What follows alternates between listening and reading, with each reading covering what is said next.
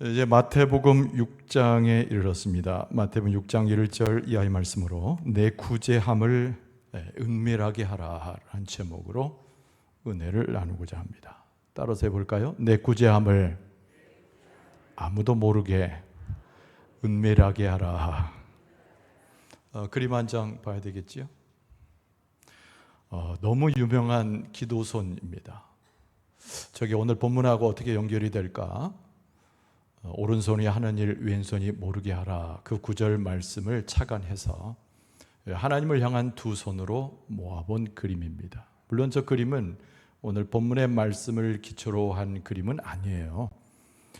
친구를 사랑하는 나머지 기도했던 화가의 정성 어린 심정이 담긴 그런 그림이죠. 예수님을 향한 두 손의 합한 그 모습, 하나님을 향한 기도의 모습, 감명을 주는 기도선 그림입니다. 오늘은 우리 산상수훈 중에서도 새로운 장을 맞이하는 본문을 우리가 함께 보았습니다. 우리 5장에서부터 7장까지가 산상포훈 또는 산상수훈이라고 알려져 있죠. 예수님께서 복음을 선포하시면서 산 위에서 제자들과 몰려온 무리들에게 설교하신 그 내용입니다. 근데 우리가 5장에서 확인한 몇 가지 부분들이 있었습니다. 여러분, 첫 번째는 사람이 가져야 할 영적 성품에 대한 우리가 흔히 말하는 팔복의 예수님의 말씀이 있었고요. 그리고 세상 속에서 어떻게 그리스도인의 영향을 발휘할지를 가르치는 우리가 흔히 하는 빛과 소금에 대한 구절이 그 내용입니다. 그러면서 5장 하반부에는 그리스도인의 의를 다루었습니다. 그래서 율법에는 이렇게 기록되었지만, 또는 바리새인들이 너희들에게 이렇게 가르쳤지만 나는 너희들에게 이렇게 말한다라고 하는 예수님의 말씀이 5장 하반부에 있었습니다. 오늘은 6장을 시작하면서 그리스도인이 가져야 할 구제, 그리고 그 구제를 할 때, 소위 선행을 할 때의 동기에 대한 예수님의 말씀입니다. 그래서 여기 6장에 시작되는 이 부분은요, 별명이 하나 있어요. 감추어진 그리스도인이라는 별명입니다. 감추어진 그리스도인. 자기 자신이 행하는 선행, 또 하나님의 말씀 따라 순종하는 모든 삶이 오히려 세상 속에는 감춰져 있어야 된다, 그런 의미를 담는 것이 오늘 본문의 말씀의 주 내용입니다. 그러나 우리가 앞에서 확인했듯이 5장에는 빛과 소금의 역할을 이야기하면서 오히려 세상 속에 드러나는 그리스도인의 모습을 예수님께서 말씀하지 않으셨습니까? 근데 그 말씀 이후에 얼마 되지 않아서 금방 6장에는 감추어진 그리스도인에 대한 예수님의 말씀이 이어지는 모습이 꽤 모순되게 보입니다. 그러나 정확하게 이 부분의 관계를 이해해야 돼요. 여러분, 5장에 나오는 빛과 소금의 역할로서의 그리스도인의 모습은 그리스도의 참된 빛과 하나님의 역사에 대해서 증거하라고 하는 역할의 이야기입니다. 그러나 오늘 6장 말씀은 선행을 할 때에 우리의 마음가짐, 우리의 태도, 우리가 어떤 동기를 가지고 하나님 명하시는 선행을 할 것인가에 대한 예수님의 말씀 부분이죠. 그래서 모순된 것이 아니고 잘 연결되어져 있는 예수님의 보훈의 말씀입니다. 그래서 6장에 계속 강조되는 것은 행함의 동기에 대해서 말씀하시는 거예요. 우리가 어떤 일을 행할 때, 특히 선행을 행할 때 하나님의 영광을 위해서 하는 것인지, 하나님은 나 자신이 칭찬받고 내가 그 가운데 뿌듯함을 얻기 위한 자기의 동기에서 시작되는 것인지 잘 구분하라고 하는 예수님의 권고의 말씀입니다.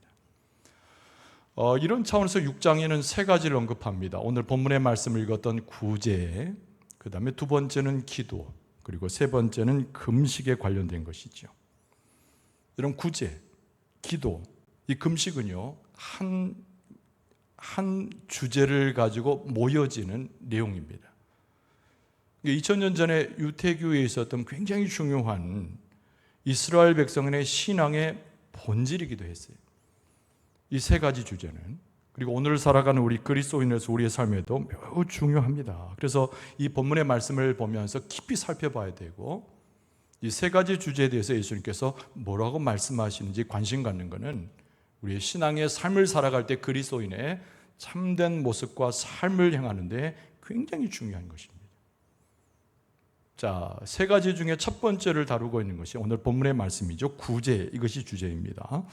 자, 근데 오늘 본문의 말씀 속에 예수님께서 먼저 지적하신 것은 잘못된 구제 방식에 대해서 말씀하셨어요. 잘못된 구제 방법. 여러분 3절은 이렇게 시작합니다. 너는 구제할 때에.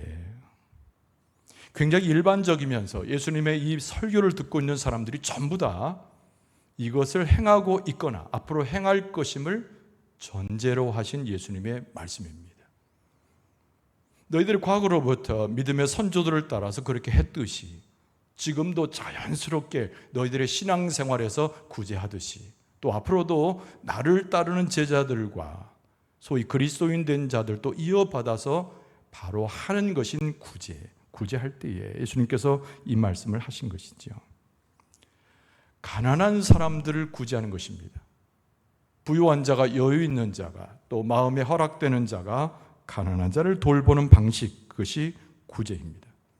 그 당시에 유대인들에게 있어서는 하나님의 율법을 따라서 아주 의무화되어 있었어요. 누구나 참여하는 것입니다. 그리고 유대인들의 후손들은 항상 선조들, 부모 때로부터 구제하는 모습을 보고 참여함으로써 하나님의 사랑이 어떻게 전달되는가를 실제 삶 속에서 교육받아야 했습니다. 제자들도 당연히 예수님의 이 사랑의 말씀, 예수님께서 전하고 있는 하나님의 말씀을 기억할 때 이 구제는 당연한 것이었어요. 그래서 예수님께서 너희가 구제할 때에 이렇게 말씀을 시작하신 것입니다. 그런데 예수님께서 말씀하신 것이 뭐죠? 외식하는 자가 되지 말라. 나팔을 불지 말라. 이 말씀을 먼저 하고 계십니다. 여러분 2절 말씀에 보면은 그러므로 구제할 때에 외식하는 자가 사람에게서 영광을 받으려고 회당과 거리에서 하는 것 같이 너희 앞에 나팔을 불지 말라. 이 말씀을 하셨어요. 아마 예수님 당시에 이 말씀을 들은 사람들은 예수님의 이 비유와 말씀이 무슨 말인지 대번에 알았을 거예요. 왜냐하면 외식하는 자가 누구며 나팔을 분다는 것이 어떤 의미가 있는 것인가를 알았기 때문입니다. 여러분 외식한다라고 그랬습니다. 외식한다. 이 외식한다는 말은 본래의 뜻이 가면을 쓴다 그런 뜻이에요. 실제 모습을 감추는 것이죠. 실제는 그렇지 않은데 외관상 모습만 그럴듯하게 그런 척하는 거예요. 위선자를 말하는 겁니다. 누구를 대표하는 것이죠? 바리새인들이죠. 이 바리새인들처럼 외식하는 자의 모습으로 구제하지 말라는 겁니다. 쇼하는 사람들이죠. 의로운 척하는 사람들, 바리새인들, 외식하는 사람들. 예수님께서 구제할 때 너희들이 과거로부터 지금 현재까지 그리고 그리스도를 따르는 제자가 되어서도 구제하는 것을 계속해야 되는데 많은 사람들이 너에게 보여주고 가르치는 것이라고 행했던 외식하는 자의 모습을 버릴 것을 예수님께서 말씀하셨습니다. 그래서 뭐라고 했다고요? 여기서 나팔을 불지 마라.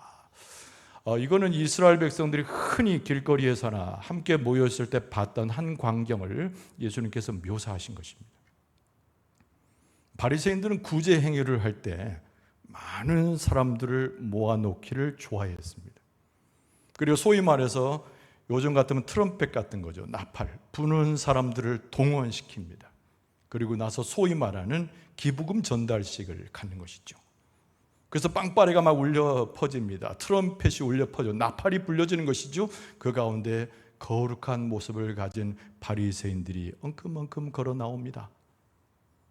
그리고 나서 많은 사람들이 환호 가운데서 아주 멋진 쟁반 하나가 준비되는데 그 위에다가 금화를 떡 떨어뜨려요.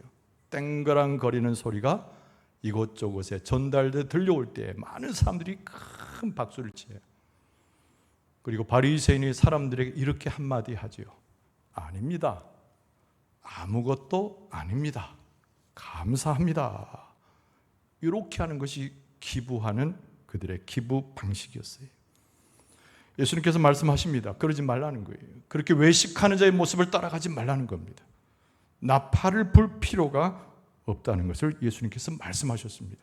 오히려 이렇게 성대하게 기부식을 행하고 많은 사람들이 보이는 앞에서 외식하는 자의 모습을 갖고 나팔을 부는 것은 하나님께서 너희들에게 주실 만한 상이 없어지는 것이니 외식하거나 나팔 불지 말라고 말씀합니다. 여러분 2절 하반절에 보면은 진실로 너에게 이르노니 그들은 자기 상을 이미 받았느니라. 여기서 말하는 상은 하나님의 상인데 하나님이 주셔야 할 상을 사람들에게 잔뜩 받았기 때문에 하나님께서 주실 상이 더 이상 남아있지 않다, 이 말씀을 하신 거죠. 잘못된 구제 방식, 잘못된 구제에 대한 생각, 남을 돕는다고 하면서도 자기 자신을 드러내는 외식하는 자와 나팔을 불어대는 행위에 대해서 예수님께서 경계하신 것입니다. 여러분, 가장 중요한 건 오늘 본문의 말씀 속에 예수님께서 하셨던 그러면 올바른 방법이 무엇일까? 올바른 방법 한번 따설까요? 자, 구제는 남을 돕는 것은 하나님의 방법으로 올바라야 합니다. 이 하나님의 방법이 매우 중요합니다. 여러분 3절 말씀에 보면 너는 구제할 때에 오른손이 하는 것을 왼손이 모르게 하여 내 구제함을 은밀하게 하라. 은밀한 중에 보시는 너희 아버지께서 갚으시리라. 그러니까 이 3절 말씀의 제일 중요한 구절은 어디냐면 은밀한 중에 보시는 너희 아버지께서 다 갚아주신다는 말씀이 3절에서도 가장 중요한 부분입니다. 하나님께서 상을 주신다는 말씀이죠. 하나님이 다 갚아주시고 하나님께서 우리에게 주실 터이니 그것을 기억하라고 하는 예수님의 강조의 말씀입니다. 어떻게 하라고요?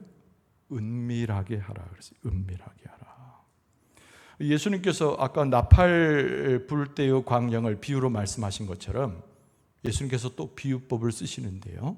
그 손에 대한 비유의 말씀이 오늘 본문의 말씀에 나옵니다. 여러분 3절 하반절에 오른손이 하는 것을 왼손이 모르게 하여 이렇게 말씀하고 있어요. 이것이 바로 하나님의 방법, 옳은 방법, 하나님께서 상을 받는 방법이라고 예수님께서 비유하신 것입니다. 여러분 오른손과 왼손은 멀리 떨어져 있습니까? 가까이 있잖아요. 이 오른손이 하는 일을 왼손이 모를 리가 없는 것이죠. 그리고 예수님께서 말씀하시기를 오른손이 하는 일을 왼손이 모르게 하라, 그 얘기는 오른손이 뭔가 선행을 할 때 왼손마저 가져가서 오른손 등을 따둑거리지 말라는 뜻입니다. 하나님께 기쁨을 드리고 영광을 돌려야 할 주의 백성들이 자기 스스로의 만족 때문에 오른손이 하는 일을 왼손이 가서 따둑거리는 어리석음을 범하지 말라는 예수님의 말씀이에요.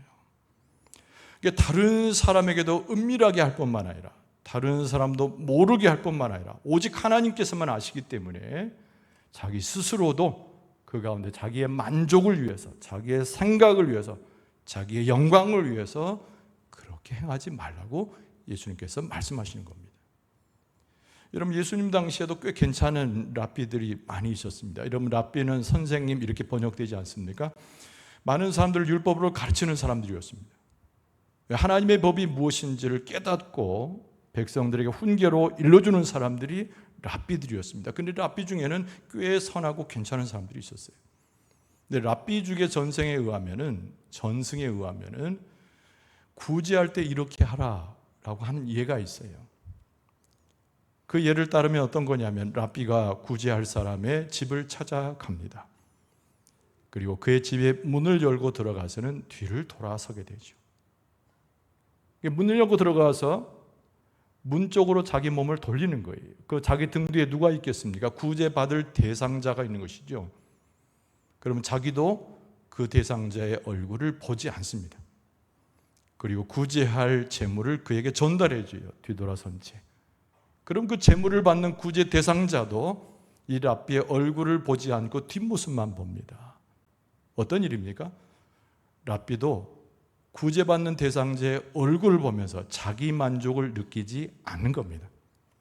자기가 구제하고 있다고 생각하지 않는 겁니다. 그리고 구제 대상자도 랍비의 뒷모습만 보면서 자기가 가질 수 있는 수치심과 부끄러움을 없애는 것이죠. 이 랍비의 지혜를 가지고 구제 대상자를 그렇게 도우라고 랍비의 전승에는 선한 자들이 그렇게 따랐다고 하는 기록이 있습니다. 예수님께서 말씀하신 거예요. 은밀하게 하라는 겁니다. 구제할 때, 선행을 할 때, 하나님의 뜻 받들어서 역사함을 받을 때 은밀하게 하고 그리고 나 자신이 교만해지지 않도록 오른손이 하는 일을 왼손이 모르게 하라는 거예요. 가서 등 두들기지 말고 은밀하게 하고 나 자신을 자기 만족의 동기로 구제함을 삼지 말라는 예수님의 말씀입니다. 근데 예수님께서 하신 말씀에 믿음을 강조하는 말씀이 내포되어 있어요. 믿음을 강조하는 것이 어떤 믿음일까요? 오늘 본문의 말씀에 보면은 4절에 내 구제함을 은밀하게 하라. 은밀한 중에 보시는 너희 아버지께서 갚으시리라. 할렐루야. 믿습니까?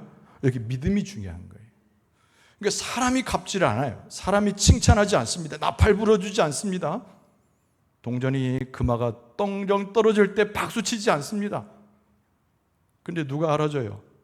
하나님이 알아주시고 예수님께서 알아주시고 성령께서 알아주시는 줄로 믿습니다. 이 믿음이 필요한 거예요. 믿음이 필요한 거예요. 예수님께서 그래서 사실은 이 본문의 말씀은 구제를 말씀하시기도 하신 것이지만 그게 핵심적인 주제이긴 하지만 예수님께서 믿음을 가진 자는 하나님께서 다 갚아주시고 하나님께서 전부 우리에게 채워주시고 우리를 인도하실까 하는 믿음 있는 자가 그 믿음을 가지고 하나님의 갚아주심을 바라보면서 은밀하게 그리고 자기 자신도 그 가운데 교만에 빠지지 않고 구제를 행할 것을 말씀하고 있는 것이죠.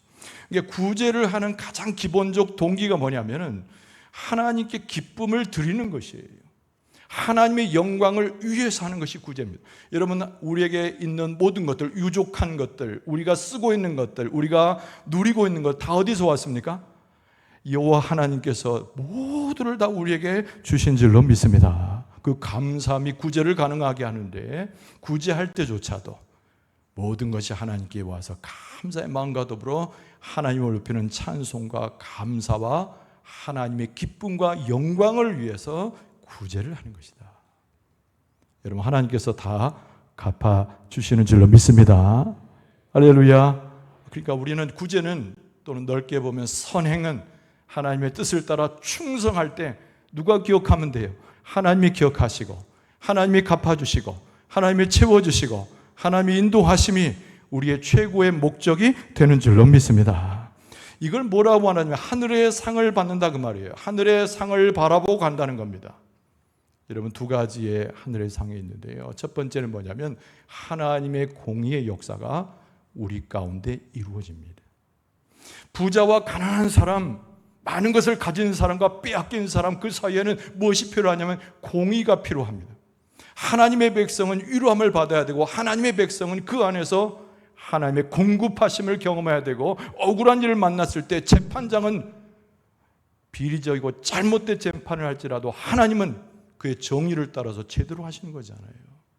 마찬가지로 그 하나님의 역사를 따라서 하나님의 영광을 위해서 구제하고 선행을 하는 사람은 하나님의 공의를 따라서 갚아주시는 하나님의 은혜를 덧입게 되는 줄로 믿습니다. 우리가 선하게 산다라고 하는 것은 이 세상 가운데 하나님의 말씀을 따라 선행을 한다는 것은 고난과 순환과 업수이김을 당하는 것을 미리 전제하는 것이에요. 우리가 하나님의 말씀으로 살아간다는 것이 간단치 않습니다. 우리가 하나님께서 명하신 대로 의로운 자의 삶을 산다는 것이 쉽지 않아요. 그러나 우리를 보호하시는 분은 세상의 왕이나 세상의 군사가 우리를 보호하시는 것이 아니라 하나님께서 우리를 보호하시고 인쳐주시고 인도해 주시는 줄로 믿습니다. 우리에게 모든 것을 주는 자가 우리가 아부해야 되고 뭔가 노동의 대가로서 얻는 것이 아니라 하나님 안에서 선행을 하고 하나님의 의를 믿고 공의를 따르는 자에게는 우리에게 필요한 것을 하나님께서 다 공급하여 주시고 채워주시고 넘치게 하실 줄로 믿습니다. 이게 공의예요, 공의.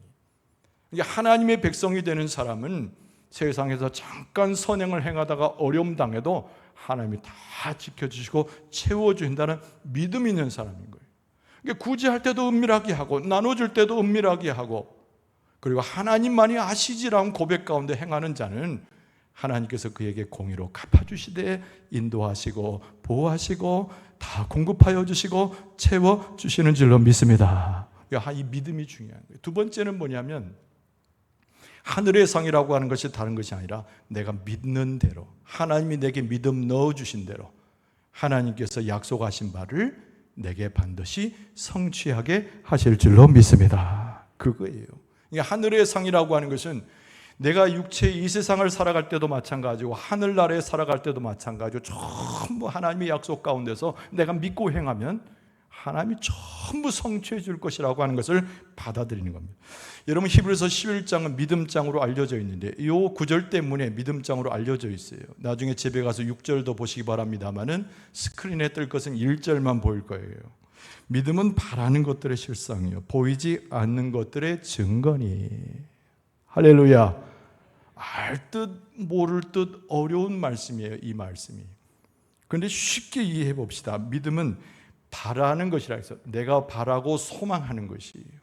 실상이란 말은 실제로 내게 오는 것이라는 겁니다. 자, 굳이 하는 자가 은밀하게 사람들에게 보답을 바라지 않고 하나님만 바라보고 믿음으로 나아가는데 그 믿음이 하나님의 복으로 내게 들어올 때는 바라는 것, 소망하는 것, 기도하는 것, 주 앞에 내어놓는 것, 실제 실상의 모습으로 내게 하나님께서 허락하여 주시는 줄로 믿습니다. 보이지 않는 것들의 증거라고 그랬어요. 보이지 않는 것이 무엇이에요? 육체의 것들이죠. 우리가 감히 내다볼 수 없는 하나님의 소유가 된 하나님의 영역을 이야기하는 겁니다. 그런데 믿음으로 그것을 바라보니까 이루어질 수 없는 것들, 가질 수 없는 것들, 취할 수 없다고 판단된 것들이 다 하나님께로부터 내게 주어지고 있는 것이다. 할렐루야. 이 11장 1절은 엄청난 신비적인 거예요. 스크린에 2절은 뜨지 않겠지만 우리의 믿음의 선조들이 다 이같이 행했다. 우리 선진들이 이로써 믿음을 삼았다라고 증거를 삼았다고 2절은 나와요. 믿음이 없이는 하늘을 기쁘시게 못하나니 이 6절입니다. 그러니까 여러분, 믿음이라고 하는 것은 우리 모든 바라는 것들의 실제 모습이 될 뿐만 아니라 보이지 않는 것들의 증거가 되는데 은밀하게 하나님만 아시지.